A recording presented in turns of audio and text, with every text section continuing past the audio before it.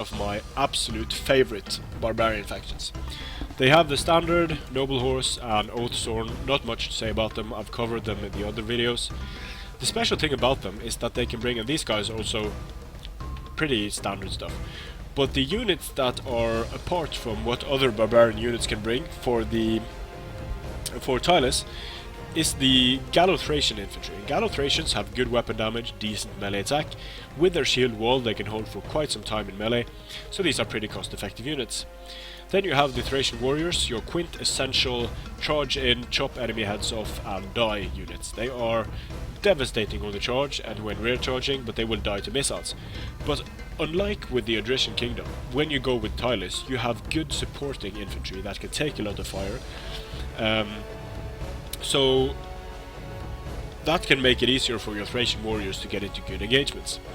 And here you have one of the most tanky units in the game for their price, the tribal warriors. They have a pretty shitty melee attack for their price, good weapon damage, good charge bonus. Their melee defense is 70 and their armor is 95. When you activate shield wall on these guys, their armor is going to be 102 and their melee defense is going to be very high indeed. They don't have the best morale for their price, but they are decent units. The problem with these guys is that although they will hold in melee for a long time, they have a pretty low armor piercing value and low melee attack, so they aren't going to kill a lot of similarly priced units.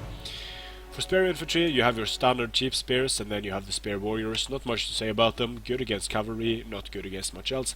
But the thing with Tylis is that they do lack the shield screen on their spear warriors, so chariots and elephants might be a problem. For skirmishing, crappy slingers, Celtic skirmishers, decent skirmishers with good shields. Then you have the mercenary Thracian peltasts, skirmishers that can both skirmish and function at least somewhat decently in melee. For the melee cavalry, you only have low tier light horse and then noble horse. You lack good mid tier cavalry, but that is kind of made good by having these raiding horse. Very fast, good armor, able to charge into melee, able to do a lot of damage, and able to chase down enemy skirmishers. So with Tylis, your main strength is going to be your infantry, of course, and you can go for sort of mainly a mid. You have several options here, and I'm just going to show them some different types of setups that I've liked and that I've used to at least decent effect. So here you can see a pretty full roster with almost a full sword spam, but you have 6 of these raiding horse for skirmishing. And if you want some more spears, you can bring in some spears instead of the Celtic warriors. You can take out some raiding horse if you want some more spears, and that also frees up funds if you want to go for some Thracian warriors, for example, instead of the mercenary Celts. That can be effective. And you can also go for... You can do some pretty fun things with Tylis actually, because in a setup like this, it's going to be hard to deal with the Thracian warriors, at least deal with all of the Thracian warriors. You might get some of them, but you still have Oathsworn and Gallo-Thracian infantry coming your way.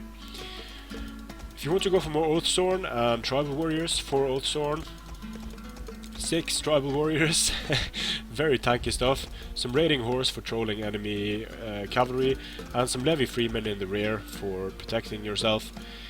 You have several options with Tylis, and just play around with different builds that you can, and try them in quick battles, try them against friends, and see how you like them, because a lot of, if you don't like using an army but it's very effective, you're not going to have fun playing the game, and playing the game and having fun is the point, really. So Tylis, their strength lies in their infantry mainly, but do not underestimate the amount of damage these raiding horse can do, especially if you keep them alive to the late game and you're able to rear charge after having used all of their missiles. So this is the last faction video I will do until the Black Sea DLC comes out. I hope you found at least some of this useful. If you have any questions, feel free to ask about anything and I'll try to answer as best I can. Thanks for watching, and I'll see you again on the battlefield.